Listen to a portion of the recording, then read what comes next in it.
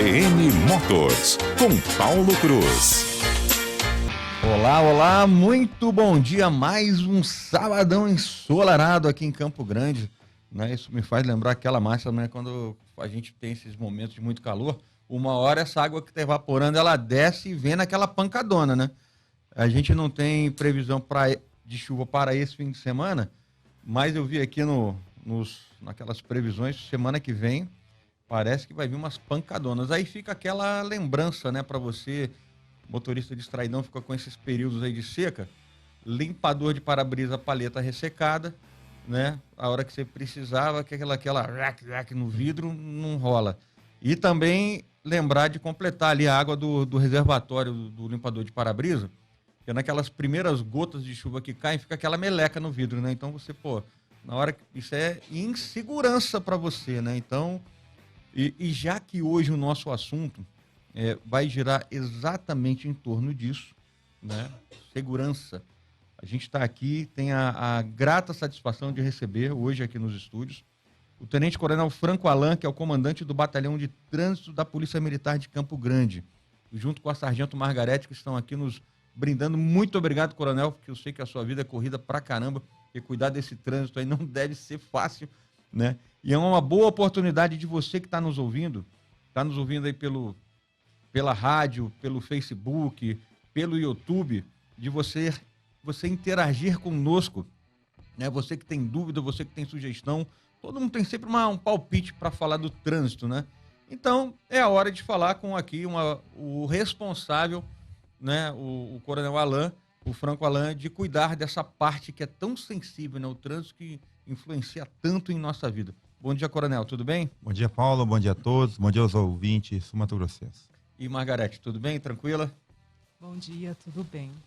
E tá, a participação feminina aqui com a gente também no CBN Motors. Bom dia, Léo Gameiro, nosso fiel escudeiro do Correio do Estado, Correio Veículos, e também do Tabuleiro do Garagem, nos acompanha para a gente, né, conversar sobre essas questões muito importantes do trânsito. Bom dia, Léo. Bom dia, Paulo. Bom dia, gente, tudo bem? Ouvintes, uma satisfação estar aqui mais um sábado. Feriadão, calorão e assunto bom, né? Até rimou. Mas... E várias dúvidas, hein, Paulo? Eu já estava vendo aqui, tem várias perguntas que a gente vai ter que, no bom sentido, descascar aqui o coronel, hein?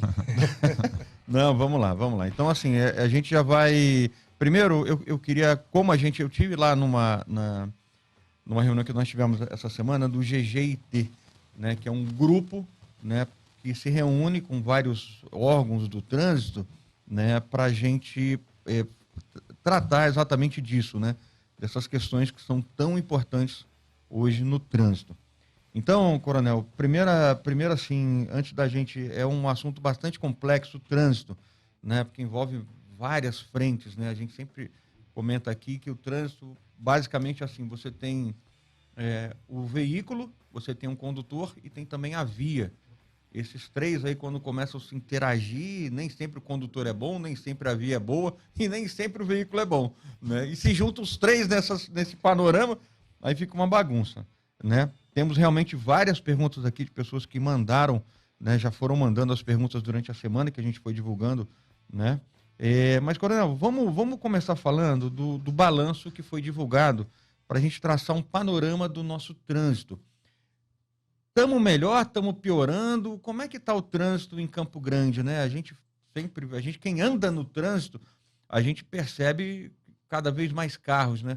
A impressão que a gente tem é que estamos quase chegando aí numa cidade grande já, né?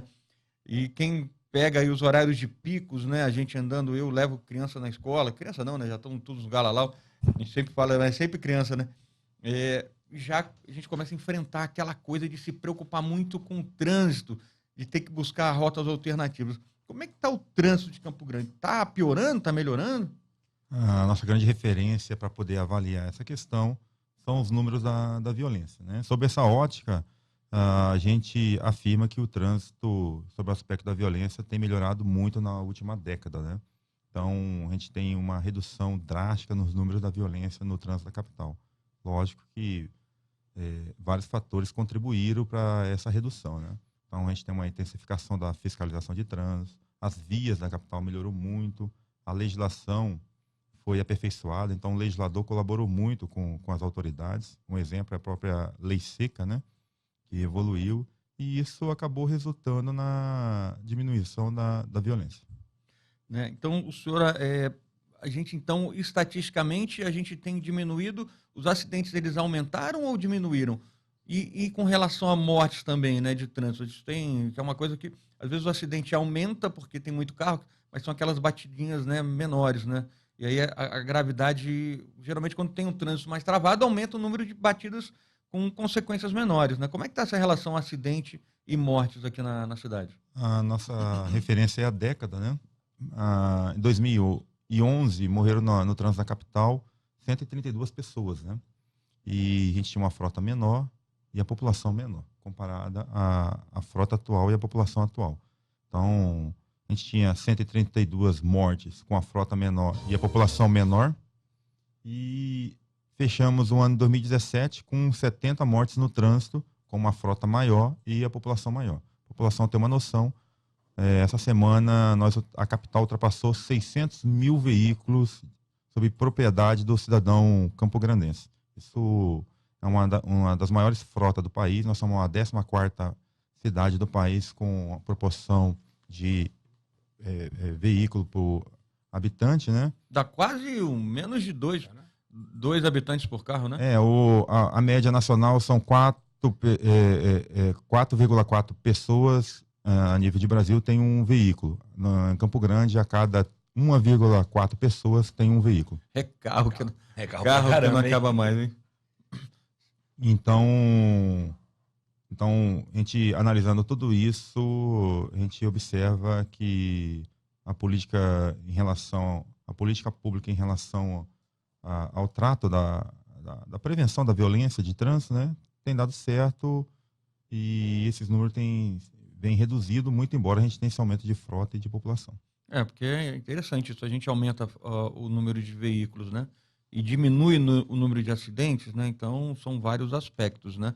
Agora, esse ano, o senhor já tem algum balanço desse ano? Já tem alguns dados? Como é que 2019 está evoluindo? A Polícia Militar, a gente tem um acompanhamento diário desses números, né? Então, já tem, por exemplo, hoje à noite encerrou um turno de serviço, automaticamente, quando o policial militar registra uma ocorrência, lavra uma notificação, e ali já cai na nossa base de dados, a gente acompanha isso simultaneamente, né?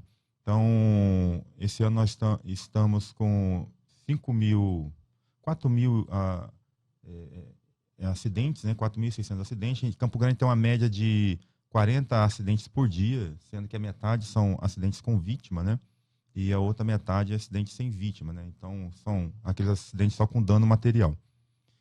Mas a gente trabalha em torno de 50 acidentes por dia, porque tem aqueles acidentes sem vítima, onde o cidadão faz o acordo no local com a outra parte e não leva a conhecimento do poder público, né?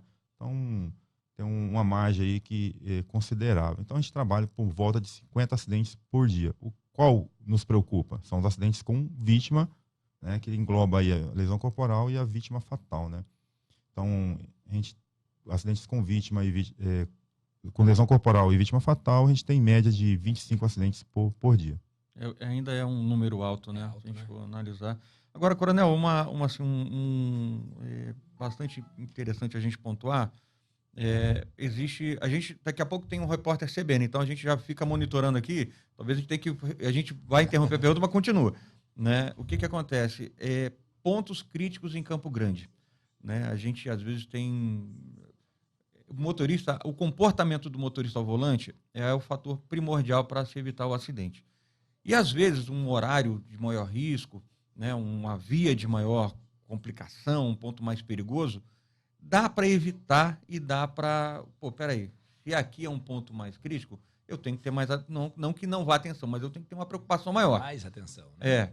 Ou se eu estou no horário que costuma ter mais acidente, dá para a gente ter um mapa de Campo Grande, onde são os pontos mais críticos? Horário, por exemplo. A gente estava vendo na apresentação que eu tive lá na Ciapetran, o que acontece? De madrugada, a gente tem menos acidentes, mas são os mais graves, né? Durante o dia, a gente tem um número maior de acidentes, mas são de menor gravidade. Então, onde está o risco em Campo Grande? A gente poderia destacar, por exemplo, uns 3 pontos em Campo Grande que são complicados. Quanto tempo, Valdir? 30 segundos? Então, peraí, essa pergunta vai ficar para depois. Atropelou. Que aqui tem o repórter CBN que ele entra rasgando aqui na nossa transmissão. Mas a gente já volta e já tem até pergunta aqui tem bastante pergunta hoje. Então a gente vai para o repórter CBN e já volta pontuando onde é crítico em Campo Grande. Bom, saímos aqui para o repórter CBN com uma pergunta muito importante, né? Então vamos retomar aqui com o Coronel Franco Alan. Coronel, pontos de maior risco na cidade de Campo Grande. Onde que está acontecendo mais acidente? A via com maior número de acidentes na capital é a Avenida Afonso Pena. Ela lidera o número de acidentes. Só que a liderança dela é em cima de acidentes no montante, né? Mas a característica ali dos acidentes são acidentes sem vítima, né? Então ele não tem é só o dano material, né? Diferente, por exemplo, da Consul Açafrade, da Catiguá ali na região da Avenida Quaicurus, a Duque de Caxias, que são vias onde você tem já a violência, né? No caso da característica da via, que possibilita a desenvolver a velocidade. Então, essas 3 vias sobre o aspecto da violência, são essas 3 vias, né? Então, a Catiguá, a Consul Açafrade e a Duque de Caxias. Interessante isso. Então, atenção motoristas, tá? Você que está nos ouvindo. Coronel, podemos pontuar também horários que são mais vulneráveis para acidente? Eu tenho na minha cabeça que mais mortes nas madrugadas, saída de baladas, é isso mesmo? O homicídio no trânsito, né? Ele acontece mais no período noturno, tendo seu início ali a partir das 8 horas até o amanhecer, às 6 horas da manhã, com uma incidência mais relevante na madrugada, né? E o acidente sem violência, face ao número de fluxo de veículos, o número de veículos, é mais no período do dia, começando às 9 horas da manhã e tendo o seu pico ali por volta das 15 às 18 horas e a sua decaída ali às 20 horas da noite, né? A hora que diminui o número de veículos, né? Então, a gente observa que a violência no trânsito está muito ligada ao excesso de velocidade, né? Então, quando você consegue evitar isso com uma fiscalização eficiente, com radar, fazendo que esse condutor diminua a velocidade, você tem uma redução na violência. Violência que eu digo são lesões corporais e o homicídio no trânsito. Tá. Bom, vamos só mandar aqui os nossos abraços para quem está nos acompanhando aqui desde o começo. Maurício Souza, o Eduardo Pinheiro e toda a turma da Automaster, né? Forte abraço, o pessoal está com plantão lá de venda. O Wilson Minari, o Gustavo lá de São Paulo, é médico, está nos acompanhando aqui, elogiando muito a nossa conversa e como isso é importante para a saúde pública. E o Anderson Trajano também está aqui conosco. Coronel, a gente, diante desse panorama, né, preciso fazer aqui começar aqui também a atender os nossos... mas antes, só uma colocação para não fugir dessa sua pergunta. O senhor falou de crime de trânsito. Há um tempo atrás, assim, o senhor falou em homicídio, né? Isso é uma coisa meio nova no Brasil, né? Que os crimes de trânsito parece que ficavam meio no umbral, assim, né? Ninguém sabia o que acontecia. O cara matava no trânsito e não matou. E aí? Aí ia responder o processo, pagava uma cesta básica e parecia que estava tudo bem. E a família lá do infeliz que morreu ficava, né, à míngua. Como é que está isso hoje? A legislação ela está realmente punindo, né, o que é o que o senhor falou. Para mim é um homicida. Uma pessoa que pega um carro, que se embriaga, que aumenta a velocidade, sabendo que não pode. Ele teve uma formação, ele sabe os limites da via. É um irresponsável, um doido, que comete um crime do trânsito. Esse cara está indo preso? Sim, nós tivemos um aperfeiçoamento da legislação, principalmente ali no ano de 97, que foi o atual Código de Trânsito, né, que substituiu o Código Nacional de Trânsito. É uma legislação ótima. Nós temos no Brasil uma das melhores legislações de trânsito do mundo, né? O nosso problema maior é a aplicação, né? Então, às vezes, a gente tem dificuldade de aplicar essas regras e isso tem... às vezes traz uma deficiência, né, na legislação. Mas nós evoluímos a nível de sociedade essa questão, né? Então, a nível de Brasil, a gente já enxerga setores especializados de fiscalização, por exemplo, a lei seca, alguns DETRANs do Brasil passaram a realizar fiscalização também. O Rio de Janeiro, o DETRAN lá, ele é muito eficiente na questão da lei seca. O Rio Grande do Norte, inclusive, elegeu um senador da República, né, que é o Capitão Estive, que era o comandante da lei seca no Rio Grande do Norte. Foi o senador mais votado e hoje ele é senador pelo Rio Grande do Norte. Nós temos também aqui, também no Mato Grosso do Sul, a questão da própria lei seca, que foi instituída há 2 anos aqui pela Polícia Militar. A questão também do próprio DETRAN está começando a ser inserido nesse contexto. Então, tudo isso colabora para que a legislação seja aplicada. Sobre o aspecto jurídico, né, muito embora o Código de Trânsito ele trouxe seu ambiente penal no corpo do Código de Trânsito, né, nós temos a parte penal, ela foi aperfeiçoada nos últimos tempos, muito embora o Código de 97, exemplo, a lei seca, ela foi aperfeiçoada a partir de 2008 e culminou no atual cenário agora com a última alteração que foi 2014 e 2016. A questão do acidente de trânsito envolvendo álcool. Idem, há 2 anos atrás nós tivemos uma alteração no Código de Trânsito, onde está levando essa sanção mais severa àquele condutor que pratica esses delitos de trânsito, né? Um exemplo, hoje se você... Ó como está tão severa a legislação. Você é um condutor habilitado, só parou no sinal vermelho, o sinal está vermelho, você está parado, cumpriu toda a regra de trânsito, só que você ingeriu bebida alcoólica. Aí vem um motociclista sem habilitação e bate em você, né? Quem vai ser preso vai ser você, porque ingeriu bebida alcoólica. Né? Não era nem para estar ali, né? Não era nem para estar ali, né? Então, mesmo você tivesse cumprido as demais regras de trânsito.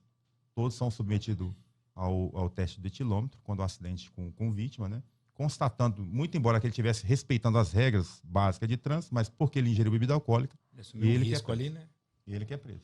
Não impede, é óbvio que o motociclista tem que arcar com os danos do veículo, mas penalmente quem vai ser responsabilizado vai ser aquele que... E se o motociclista morrer, é que o cara tá lascado, né? Tá lascado, Não porque tem daí fiança, outro, né? ele é preso, né? O delegado, como o crime de 5 a 8 anos, né? Ele é preso, ele não tem direito à fiança, vai para a audiência de custódia e ficar a critério do juiz conceder a liberdade dele ou não. Coronel, por mais que nós temos todas essas informações, né, tá mais fácil hoje ter essas leis, né, saber, ainda tem muitos motoristas que vê a polícia como inimigo, né?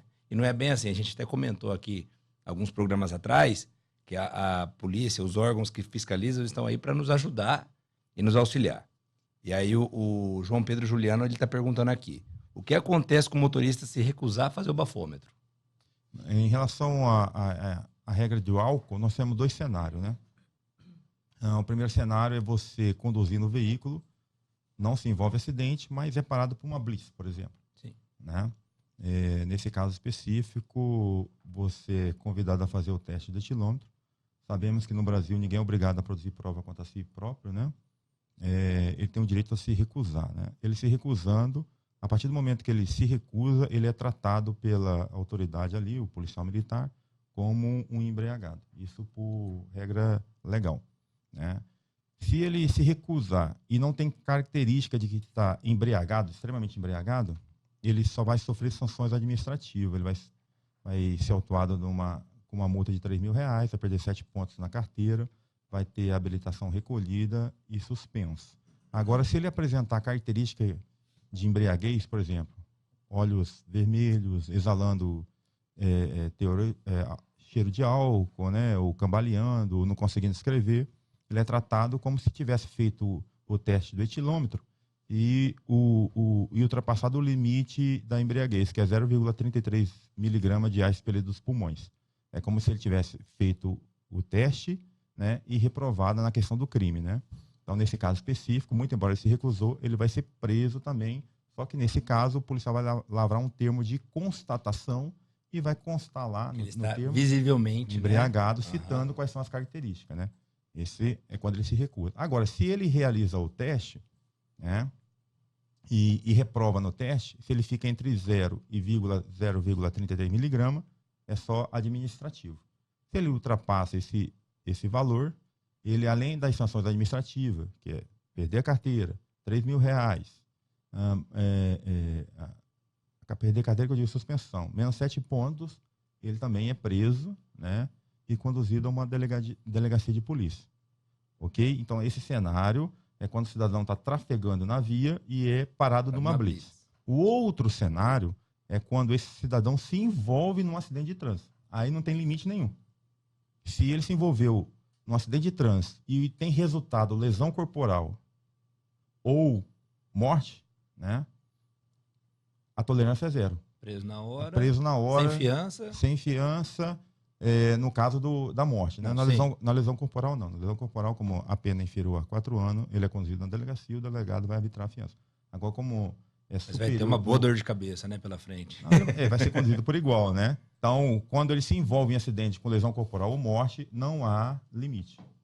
Olha só, esses dias eu estava até comentando, eu fui num jantar na casa de um amigo, foi eu e minha esposa.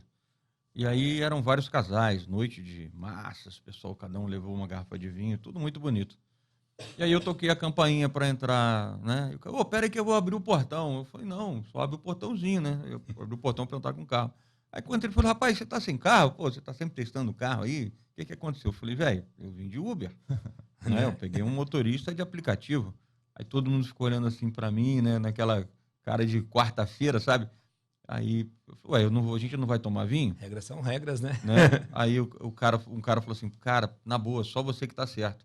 Né? Nós éramos em 4 casais e só eu tinha tido a iniciativa. Eu tinha o dono da casa e mais 2 casais, né?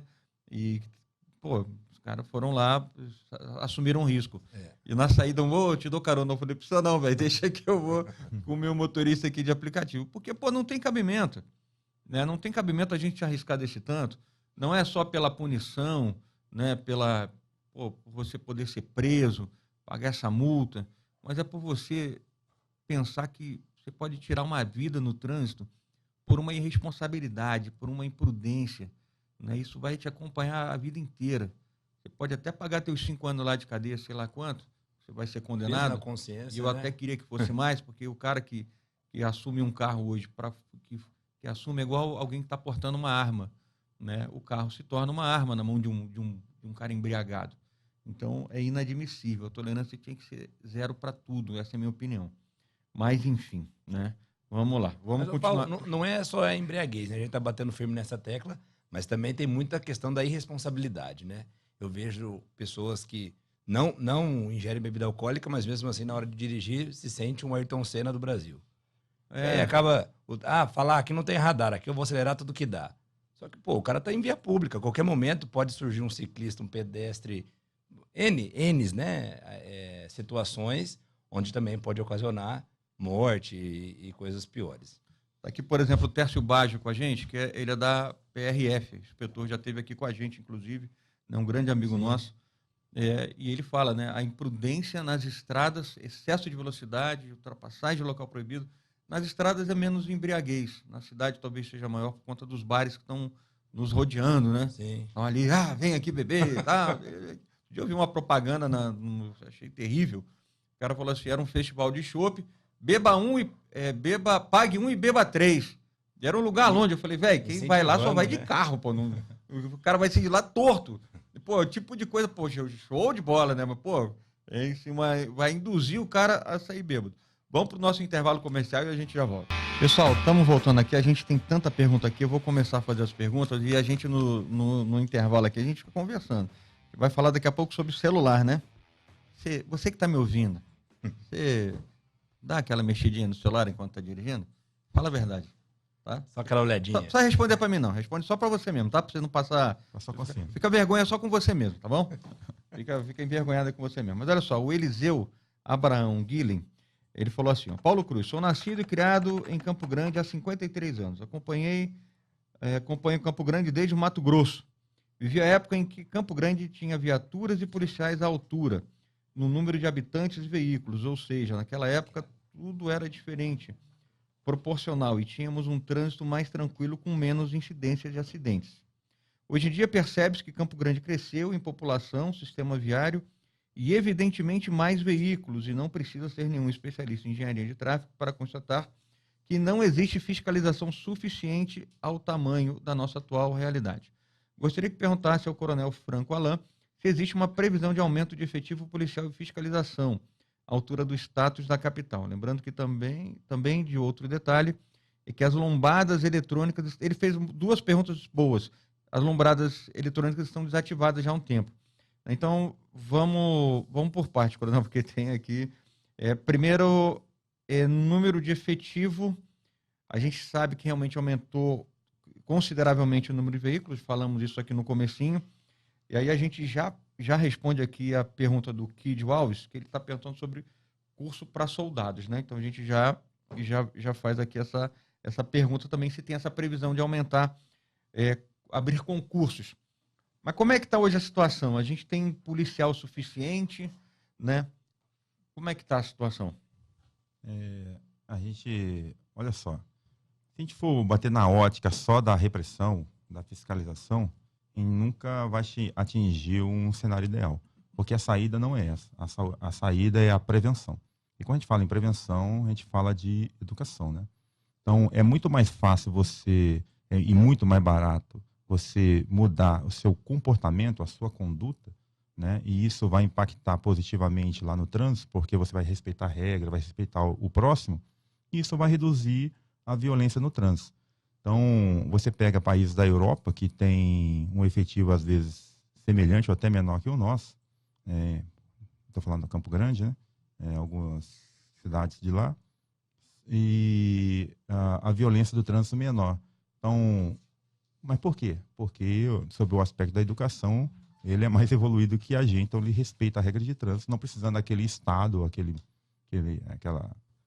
município, contratar policial. Então, esse é o ideal. A gente está com um concurso em andamento. Essa semana finalizou o teste de aptidão física, o resultado.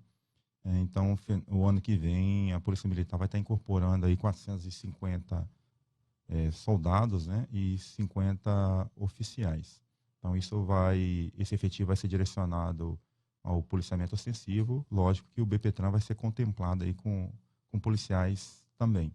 E a gente tem que ter tem que ter uma lógica também que, quando a gente fala em concurso público, né, diferente do passado, hoje a estrutura estatal, tanto de país, do estado, dos municípios brasileiros, no aspecto financeiro, não é muito boa, né? E mesmo se tivesse, a gente tem que racionalizar recursos, né? Então a gente tem que lançar mão de outras ferramentas, né? Se a gente achar, hoje o efetivo da PM são 5.500 homens. Se a gente achar que a PM do Mato Grosso do Sul vai ter um efetivo de 20 mil homens no futuro, isso é muito utópico, né? Até porque é muito oneroso. Então, a gente tem que lançar mão de outras ferramentas de fiscalização, dentre elas a tecnologia. Aí entra a segunda pergunta da fiscalização eletrônica, né? A gente vê que hoje os radares em Campo Grande, acho que são ferramentas importantíssimas, comprovadamente, querendo você ouvinte ou não, fiscalização eletrônica, ela contribui para a diminuição de acidentes, isso é comprovado, né? E hoje elas estão desativadas, né? Isso não vai meio na contramão? A gente tem uma diminuição de acidente, daqui a pouco hoje as lombadas estão desativadas, e a pergunta dele acho que gira em torno disso. Por que as lombadas estão desativadas? Os radares, né? Que passa ali no Parque dos Poderes, por exemplo, não estão mais... Acho que não sei se tem algum funcionando em Campo Grande. Né? Por que isso parou de funcionar? O que está acontecendo? Acho que esse é o questionamento dele aqui, né? Então, na verdade, assim, alguns estão desativados, né? Nós temos dois radares na capital. Lembrando que a fiscalização é de competência do município, né? E por convênio, o trânsito ele é municipalizado.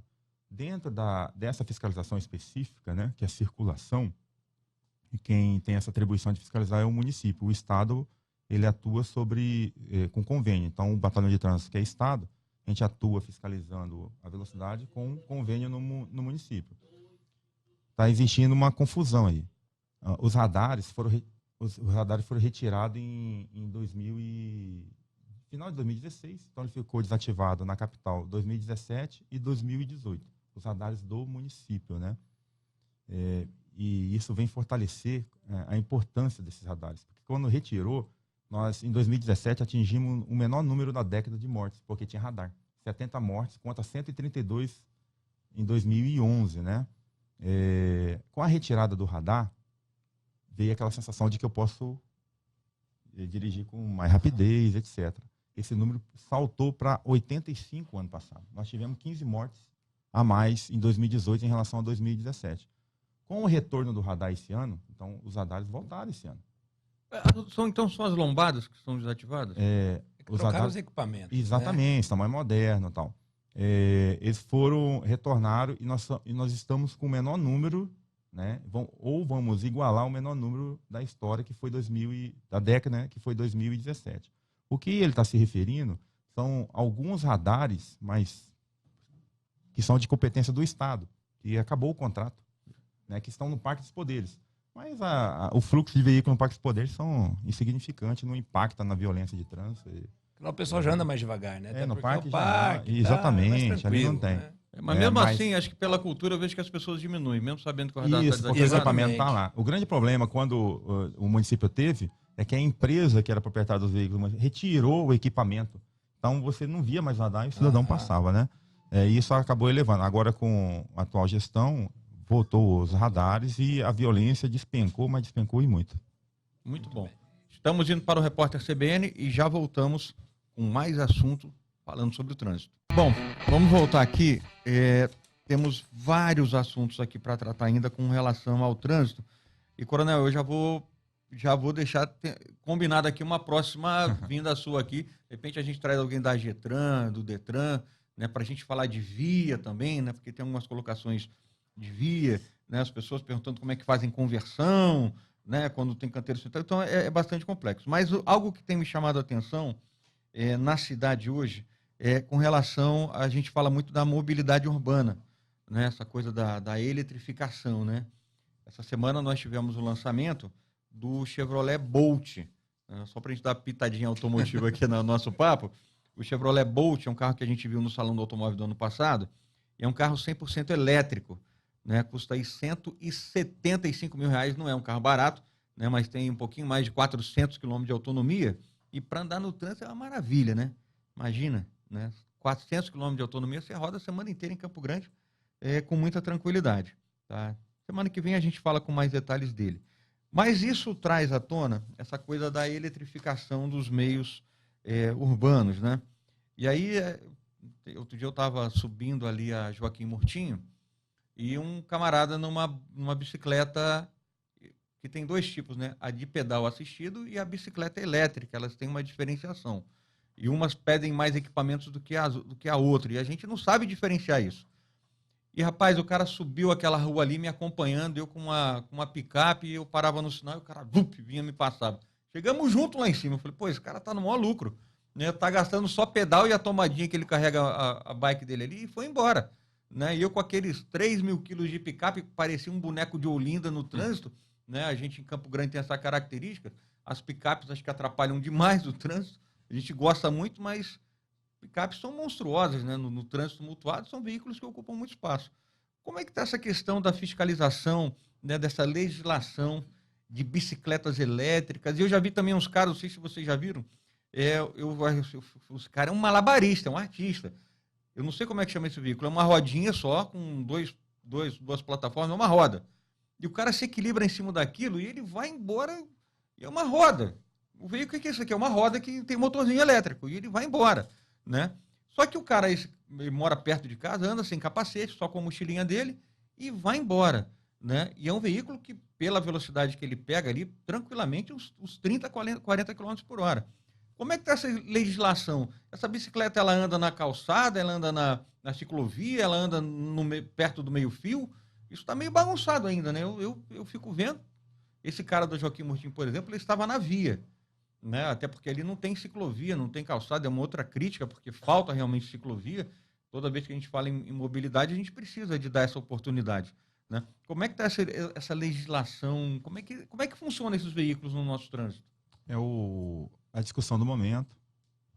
A gente observa que, quando a gente fala de trânsito, existe uma evolução constante, né? O exemplo são esses veículos, né?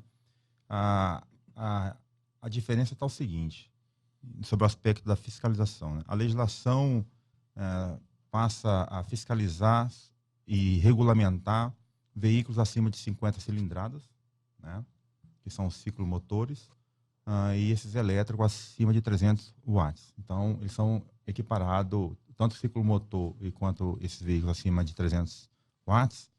A regra ele tem que trafegar em via pública, ele não pode estar em ciclovias, e existe uma regulamentação para tal. É como se fosse um veículo normal, motocicleta ou um veículo 4 rodas.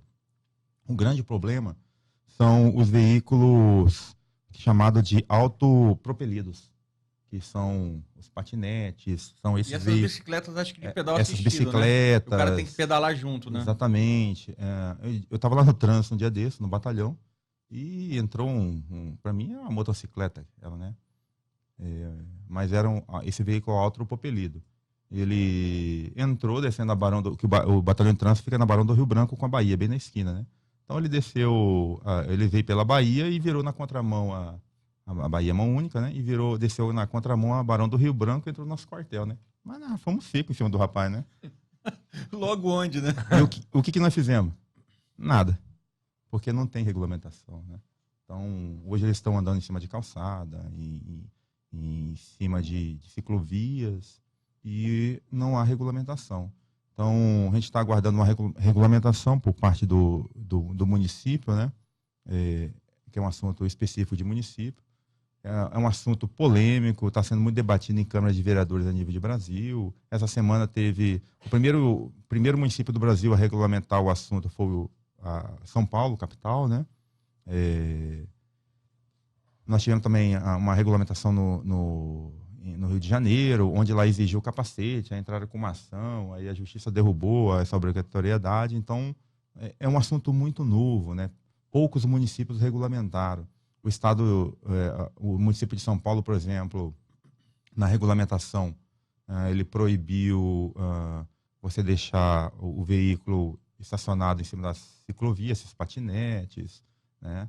Só que a nível de Campo Grande, infelizmente, e mais do que natural, né? Porque o assunto é novo, está surgindo agora isso, né? Então, a lei é muito mais morosa em relação ao comportamento do ser humano, né? Então, o ser humano, ele traz uma novidade até a gente debater, chegar a um denominador comum, né? A sociedade debater isso e tornar uma regulamentação é moroso. E esse período até... Vai ter que usar muito bom senso, Bom né? senso, né? Tanto Muito bom de quem usa e como quem está ali interagindo, né? Porque é complicado se o cara for andar na via, aí o motorista tem que entender, né? Que, pô, é complicação.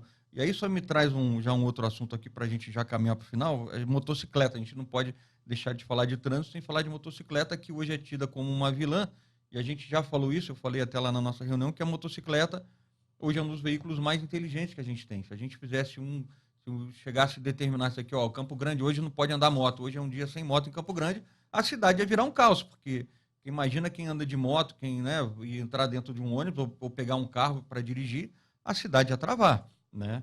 E ao contrário do que a gente faz hoje de tentar punir o mau motociclista, eu sempre defendo a bandeira que a gente tinha que tentar bonificar de alguma forma o bom motociclista, que é difícil, porque de repente o cara não se envolveu em acidente, mas é um louco, né? Só não foi pego. Então é muito difícil a gente mensurar isso, né?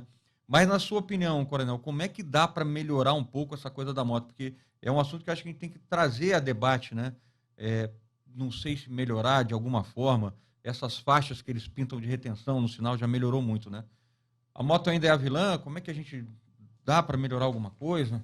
na violência, o público que mais sofre com a violência no trânsito, em especial a morte no trânsito, é o motociclista. Então, quando eu falei que os números caíram, o número de morte caiu no trânsito, na verdade, o que caiu foi a morte dos motociclistas, né? Sobre essa questão específica, a gente tem uma cultura, isso é uma cultura de país, né? Diferente de outros países do mundo, onde se incentivou o transporte coletivo, né? E no Brasil a gente tem uma cultura de incentivar o transporte individual. Então, o X da questão é mudar esse sentimento, esse comportamento, né? Que eu acho muito difícil. Nós já adotamos essa cultura, e para mudar uma cultura é muito difícil, né? Já que estamos com ela, né? Investir no campo da educação. Não tem outra forma. Né? E fazer que esses motociclistas desrespeito e demonstrar para ele, desrespeito às regras de trânsito, demonstrar para ele que a maior vítima do trânsito é ele mesmo. Então, quando ele sai costurando, quando ele não respeita lá o limite da via, e se ele se envolver em um acidente, o para-choque é o próprio corpo dele. É ele que vai ficar no corredor da Santa Casa, não tem jeito. Eu acho que é na formação do condutor. Eu acho que tem que melhorar aí, tem que bater nessa tecla, porque realmente... É igual, como tem muitos veículos novos, né? Entrando igual patinete, a motoneta, bicicleta elétrica, tudo muito moderno. Eu acho que na formação do condutor tem que ter todo esse contexto. Pessoal, infelizmente está chegando aqui o nosso fim, né? Mas já tá rápido, hein? Obrigado, Hélio Figueiredo, né, que elogiou o trânsito de Campo Grande, ao Lucas Rocha, ao Alexandre Fontoura, né, a todo mundo que compartilhou, que interagiu, que mandou perguntas. As perguntas que a gente não conseguiu responder aqui, pode deixar que a gente vai encaminhar para o comandante, vai dar um jeito de chegar até você. E já fica o convite, viu, Coronel, a gente envolver mais esses órgãos de trânsito para mais discussões como essa, para mais debates, que isso que é importante. A gente discutir o trânsito e, de repente, junto com a sua colaboração que está nos ouvindo, quem sabe não surge uma boa ideia, né? Quem sabe você também não é um agente colaborador aqui, né? E faça a sua parte, né? Não se envolva aí em nenhum tipo de imprudência, de infração. Se for beber, pelo amor de Deus, não dirige. Chama seu Uber, seu 99, sei lá o que aí, e vai na boa, tá? Tá de bicicletinha elétrica? Pô, bota o capacetezinho, vai devagarinho, tá bom? Coronel, muito obrigado. Margarete, obrigado. Um grande abraço. Beleza, Marcos? Obrigada. Obrigado. Bom fim de semana. Valeu, Léo. Obrigado. Valeu, gente. Lembrando que a principal mudança começa por você, hein? É isso aí. Valeu, gente.